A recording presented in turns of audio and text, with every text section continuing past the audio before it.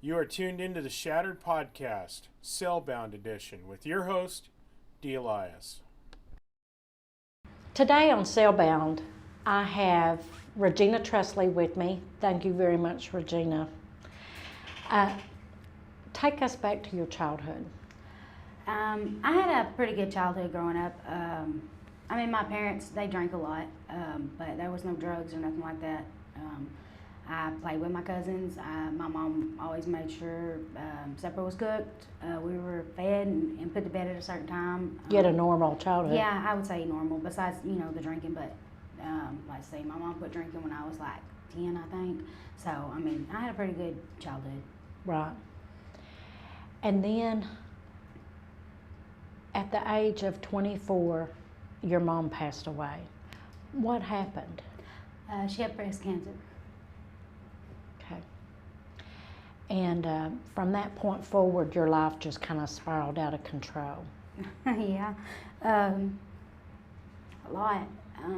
Before that, I had tried, drugs here and there, but I never got addicted to any of them, really.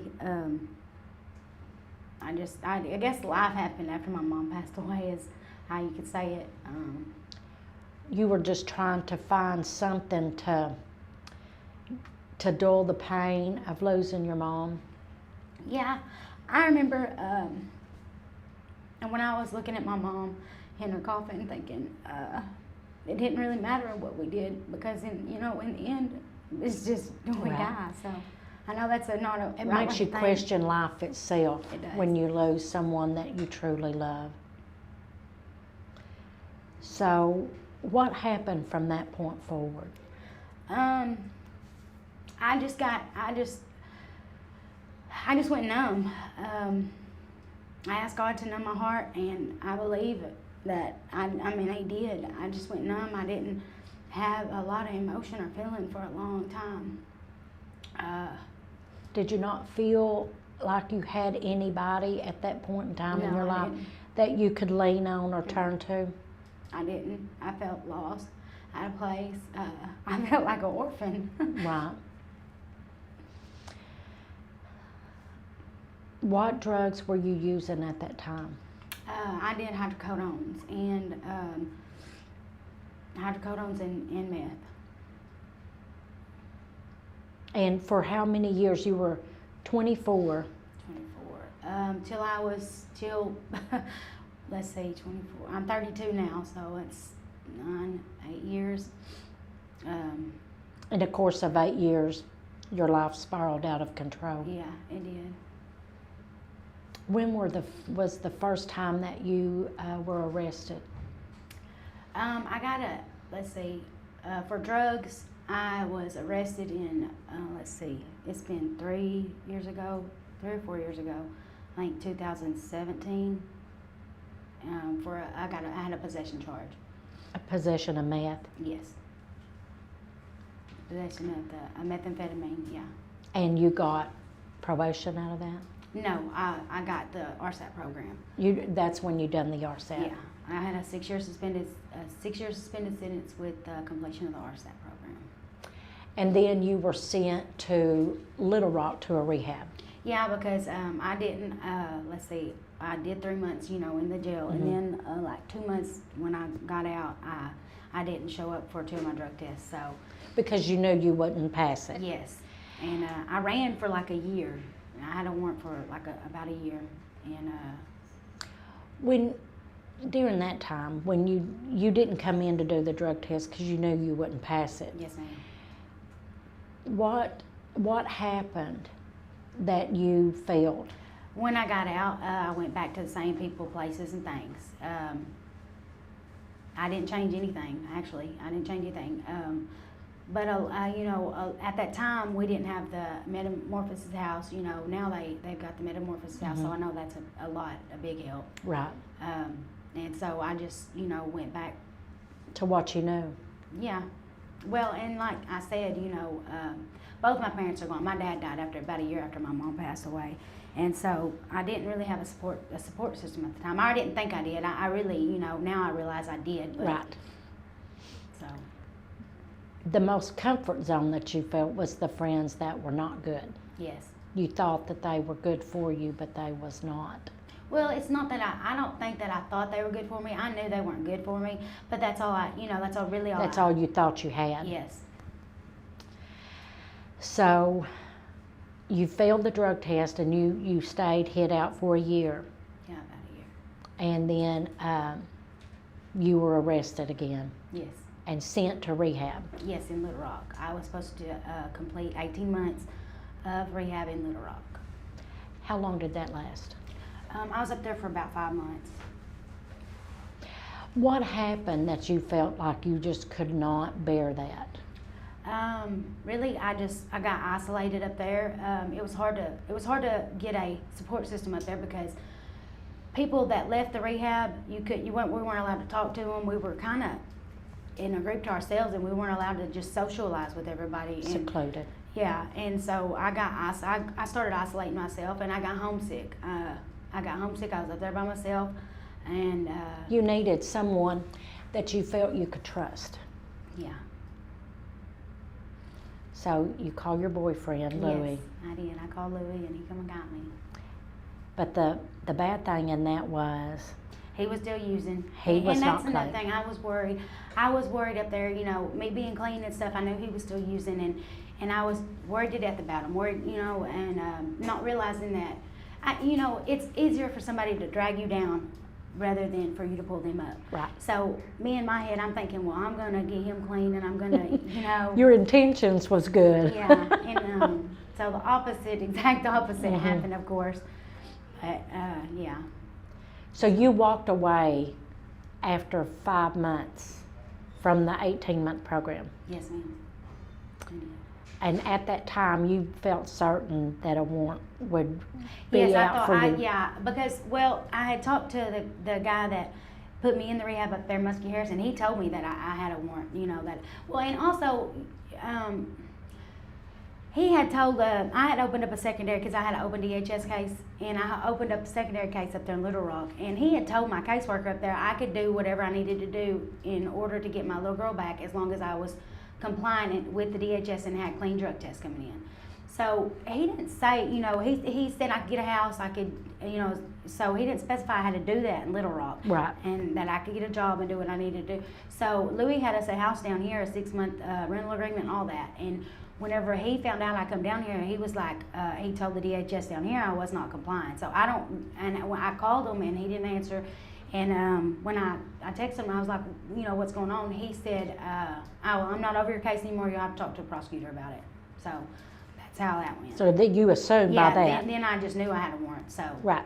Which in fact at that time you did not. no, I didn't. I didn't know that though. But being paranoid. Yeah, yeah, I was very paranoid. So you're back on meth. Yeah, I relapsed at that time. Now, when I first come back down here, I didn't relapse. And then whenever which it was just a few days after I was down here, he told me, you have to talk to the prosecutor. And the stress from that. Well, yeah, and I was just like, well, I'm going to go back to jail anyways.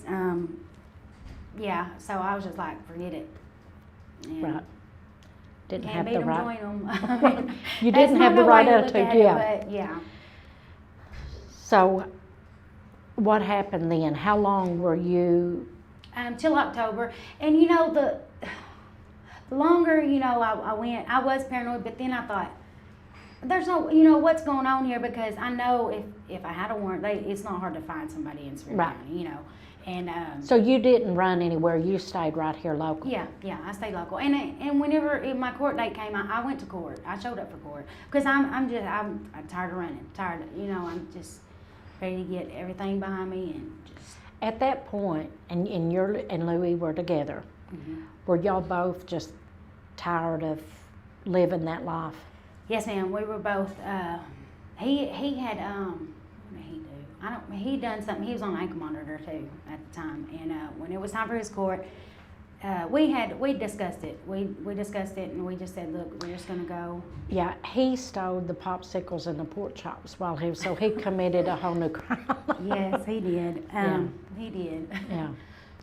But y'all had already been discussing. We discussed it. Yeah. That was not the life you wanted to continue to live. Yeah. Matter of fact, I remember me and Louis sitting down and talking to my cousin Angela, and which is my mom raised her. She's like a sister to me, and she's like, it was after after he took the food from out of the icebox, and she was like, well, they're issuing a warrant out for you, Louie. And she was like, and Regina, they can't prove you were there, but they know you walk up and down up there, and so they're gonna try to revoke your deal. And I was like, anyways, and she was like, so what are y'all gonna do? She was upset with Louie more because she knows I'm gonna, go whatever he leads and I follow.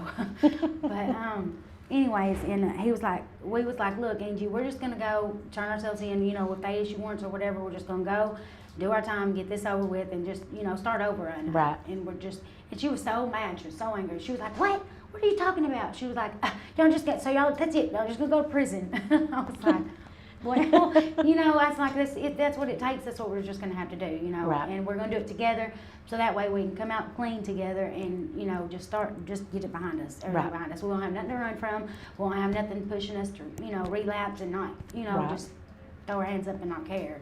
Right. So y'all did, both of you turned yourselves in. Yeah. And on his court date, he showed up, and he came like 3 weeks before me, and on my court date, I went, and I mean, he knew he was going to go to jail, and I knew I was going to go to jail, pretty much. Right. And you are, Jennifer March, you're 3 more months away from going to court. Yes. To find out if they're going to reinstate the 6-year sentence. Yes, ma'am. So you may go to ADC and do 6 years. Yes, ma'am. Since you've been in jail, how long have you been here this time? 2 months on the 17th. It'll be 2 months. Okay, so you've been here 2 months, and the Sevier County Jail has a lot of new programs and services to help inmates. What do you participate in? I go to all of them. I go to all the programs that they offer here. And which program or service do you feel helps you the most? I like motherhood. Motherhood's my favorite one. That's the one I like. What do you get out of motherhood? What is the classes like, and what has helped you the most? It's a 2-hour class. It's the longest class we have, but it teaches. She's teaching us the book. It's Hannah's Gift, and it's talks to us about being a mother and overcoming obstacles. And then the one we're starting now is Beautiful Woman, and it's teaching us to be proud, to be a woman inside and out. And the teacher, Miss Joyce, she also feels like it's important for us to be close to God, to know God, and to have a relationship with Him. And that's the one thing I know. Me and Louis tried to get clean 2 or 3 times, and that's the one thing that we did not do is put God first in our lives. And so I'm using this time to build a bond with God, and I believe that that's going to help me when I do get out, because if I get in the habit and get close with God, then it'll be hard for me to mess up. Right. And they do have, I know they have Celebrate Recovery. I'm not sure what all programs they have in prison. So really? You can continue to get programs. I'm not sure if they have motherhood there, but I do know they have Celebrate Recovery. So you can keep that momentum going during the time that you're in prison. Well, see, somebody said that there's a program in prison like that has to do with the Bible and God. I don't know. I'm sure. Prison, they do have quite a few programs and services to help the inmates that want the help. Yeah. So, what makes this time different? This time it's different because I believe it's different because me and Louie are doing this together, and we've got each other's back. That's the main thing is he's my support system. He is. Right. Y'all both want the same thing. Yes, and I believe that that's what's going to make the difference. And we're just tired. We don't want the life that we were living. We just felt like that was really the only option we had, because we didn't want to come take care of our, handle the things that we needed to handle. And where's your little girl at today? DHS. So once you get into prison and get out, you can work toward getting her back. Yeah. Right. Yeah. Is there anything else you'd like to add? No, that's it. Where do you see yourself once you leave prison? What's your future look like to you? What do you see? I think that the best opportunity me and Louis is going to have is to go to Longview. His mom and sister and brothers down there, and they're not addicts, they're not users. And I mean, we're going to have to change everything. If we don't change everything, there's everything. Everything's got to be changed and different. So. Right. Even like we were talking about before, Louie's got some family members that are not clean. And so sometimes you have to love them from a distance. Yes. And he knows that he should not be. Yeah, I was going to say, he knows that because he loved them from a distance before. Louis was clean for like 10 years. Until he come down here. Right. And started messing up. Right. He come to see the one relative that he knew he shouldn't. Yeah. Yeah. But he knows he can love them from a distance because he's done it before. Right. Yeah, 10 years is a long time to be clean before messing up again. And I can tell after talking to him, he wants to. Yeah. He wants to, and so you and him working together, it'll work. I think we're going to be okay. Yeah. Thank you very much, Regina. You're welcome. Please support our sponsor, renovationtea.com. You'll find a large variety from daily to specific herbal remedy teas, all certified organic and fair trade. Use code SHATTERED and you'll get a 10% discount. You could see the link below. Hi, I'm Dee. I'm the host of the Shattered Podcast. Please like, subscribe, and don't forget to hit the bell on the notifications so you won't miss an episode. I'm very passionate about helping families. If you are an expert that would like to help or would like to share your testimony, please contact me. Thank you.